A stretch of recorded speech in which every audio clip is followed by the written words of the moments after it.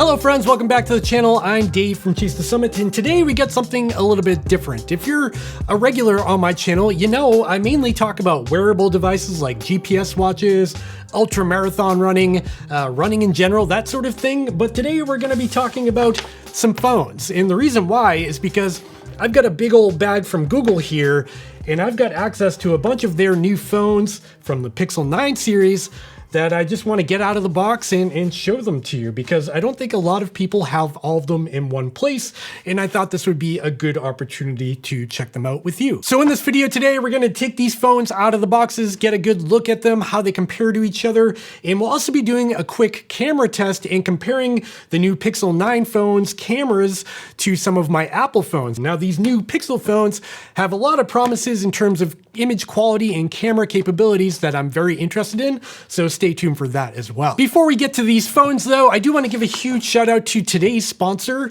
and that is Manscaped. This is actually just the box. I've been using the product for a while now, and I can wholeheartedly endorse this thing. If you haven't noticed, when I take my hat off, I don't have any hair. Well, I've got a little bit of hair. I need to shave it again. I prefer to keep it this way when I shave my head on a routine basis. And that's where this product comes in. This is called the Manscaped Dome Shaver Pro, and I've got it right here. This is a shaver specifically designed to shave your head, and it's kind of amazing. The Dome Shaver Pro comes with 5 premium rotary blades specifically designed to shave your head. And one of the standout features of this shaver is its skin-safe technology. That skin-safe technology basically ensures that you're not going to nick or cut that precious dome of yours while you're shaving your head, which I have done in the past with lesser quality shavers, and trust me, it's no fun. And if you add in the Dome Smoother aftershave with the Dome Shaver Pro, you've sort of got a dynamic duo that brings your head grooming routine to the next level. So if you want to up your head care routine like me, go pick up your own Dome Shaver Pro at the link in the description down below, and make sure to use discount code CHASETHESUMMIT, all one word, at checkout to get 20% off your order. Okay, let's get back to the video. All right, let's just dump all these phones on the table here and take a look at what we've got. All the way on the left here, we've got the base model Pixel 9, and this is gonna be in white. Then we've got the Pixel 9 Pro, and this is in obsidian black. And all the way on the right, we've got the biggest one, the Pixel 9 Pro XL, and this one is in hazel, so that's sort of that gray color there. Let's move the Pro models aside for a second here and take a look at the base model. You can see on the side here, it says Google Pixel 9, and then on the back, we've got these really interesting pull tabs that are just made out of paper and that are sort of glued to the back. And when you pull them off, it sort of releases the internal box to be able to slide out of the exterior cardboard shell. The cool thing about the packaging here with Google products is that they're entirely made out of paper, and so they're entirely recyclable. Like every part of the packaging can be recycled, and I really do appreciate that. So after you slide this box off, you've got this top box, and it's got sort of a cool outline of the Pixel 9 here, Pixel 9 on the side there, and when I pull that off, it reveals the phone inside. Of course, inside the cover here, there's some information and probably a SIM eject tool, but we don't need that right now. And I'll pull the phone out. Underneath the phone, we do have a USB Type-C to C cable, and of course, no power brick, because it's 2024 and that phase of our lives are over. Now, the phone itself is wrapped in some sort of paper-like material. I'm sure this is recyclable too, and it's got some icons on it indicating the fingerprint sensor, the charging, and the buttons on the side there. Let's pull the phone out. And that is our first look. I gotta say, this is actually a really cool looking phone. While the phone boots up here, let's take a look around the hardware. The left side, we've got nothing. It's completely blank. On the right side, we've got 2 buttons. The lower one is your volume rocker, and then there's a top button there. And then on the back there, we've got that iconic new Pixel design with their camera bump. So this part here appears to be metal. If I scratch it, it feels like a metal surface, like an anodized aluminum or something like that.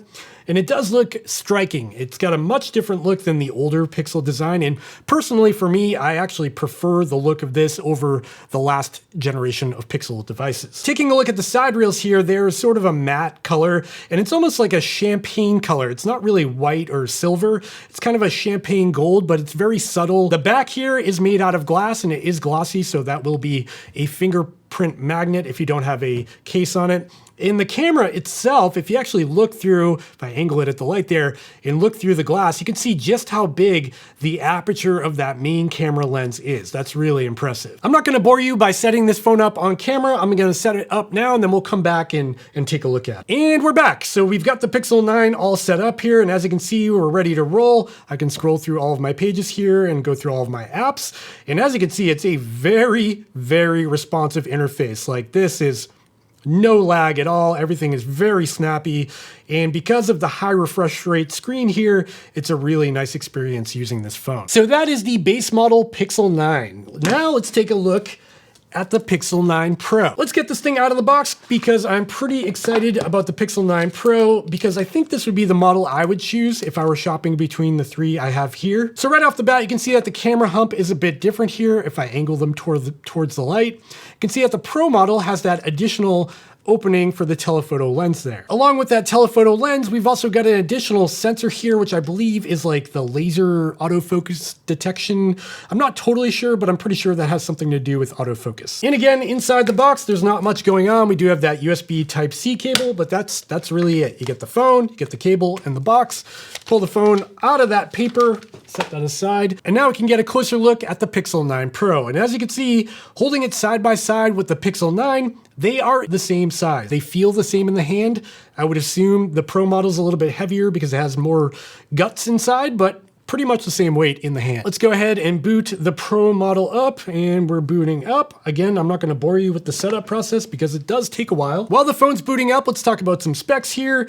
The Pixel 9 Pro, again, has a 6.3-inch display. It costs $1,000 or $999 here in the USA for the entry-level model with the smallest storage option. This color I have here is Obsidian Black. As you can see, it's sort of a matte black on the back, and the sides have a polished finish to them. The Pixel 9 Pro also gets additional RAM. This gets 16 gigabytes of internal memory compared to the 12 gigabytes of internal memory on the base Pixel model here. And when I flip it over, the display on the Pro model is very similar to the base Pixel 9 model. As you can see, it's pretty much the same size. However, the bezels are slightly shrunken on the Pro model, so you've got a little bit better screen to body ratio. On top of that, the Pixel 9 Pro also has higher resolution. It's 1280 by 2856. And fun fact, it also has the highest pixel density of all three of these models, including the XL. Because of its increased resolution and smaller size, it's got a pixel density of like 495 pixels per inch or something. It's really high. Another difference between the non-Pro and Pro model here is the display. On the more expensive Pro model, you do get an LTPO OLED display, which is not only brighter with 3000 nits of peak brightness, which is insanely bright, it also has a variable refresh rate between 1 hertz or like 1 time per second up to 120 hertz. Okay, with the Pixel 9 and 9 Pro out of the way, let's move on to the big one. This is the Pixel 9 Pro XL. Very long name. Right off the bat, you can see that this box is much bigger than these two phones, and that's because this is a much bigger phone. Flipping the box over here, we've got the same pull tabs on the back. I'm gonna pull those off right now. And this is a much bigger phone. Wow, that's pretty interesting. And I gotta say that hazel is a pretty cool look because the camera hump almost blends right into that back glass material. But another thing you'll notice between the two Pro models here with the 9 Pro and 9 Pro XL is that they have the exact same camera system on the back of the phone. There's really no difference in terms of specs between these two phones other than the XL getting a much bigger display and a bigger battery. Let's go ahead and boot up the 9 Pro XL here, and while it boots up, let's talk about some of the specs. Again, this is the hazel color or gray. And with the 9 Pro XL, this comes in at $1,099 here in the USA, or about $100 more than the Pixel 9, just for that bigger screen. The Pixel 9 Pro XL also gets a larger battery at 5,060 milliamp hours. However, the spec for all three of these phones is pretty much the same in terms of battery life, though I do suspect we'll see more battery life out of the larger model, just because of physics. But again, this is not an in-depth review. We're just doing an unboxing here. And now we've got the Pixel 9 Pro XL all booted up. And as you can see, we're at the wake up animation there. I can turn that on the Pixel 9 as well. And right off the bat, you can see that screen size difference between the two models. All right, now that we've got these things all set up and out of the box, let's talk about the cameras on these new Pixel 9s, because that's arguably the most exciting feature on any new phone, right? So on the Google Pixel 9 series, there's a lot of similarities between these three different models models with the 9, the 9 Pro, and the 9 Pro XL. All three of these phones, despite their price differences, have the same main camera. So the big camera right in the middle there on all three phones is the same 50 megapixel wide main camera. Another similarity between these three phones is their ultra wide angle lens, which is on the left here on each one of these phones. Again, this is the exact same camera and camera lens. It's a 48 megapixel ultra wide camera that gives you a super wide field of view. The main difference between the Pro and the Pixel 9 non-Pro is the fact that the non-Pro does not get the telephoto lens, which you see here on the right side of the camera bump on both Pro models. Another difference between these three is going to be the front-facing camera. On the front of the Pixel 9, you get a 10.5 megapixel front-facing camera. However, on the Pro models, you get a 45 megapixel front camera. Not only that, it also has autofocus. So there's no autofocus on the Pixel 9 where there is on the Pro models. Another advantage to the Pro models is that they do have capabilities called Video Boost, and that's where Google can use some of its cloud capabilities once you shoot that video, and they can actually upscale it up to 8K 30 frames per second to get super high resolution by using some sort of AI-driven algorithm. Now, the base model, the Pixel 9, does not have that capability. So now that we've gone through all of the specs and numbers with these cameras, let's talk about how they actually look and how they work.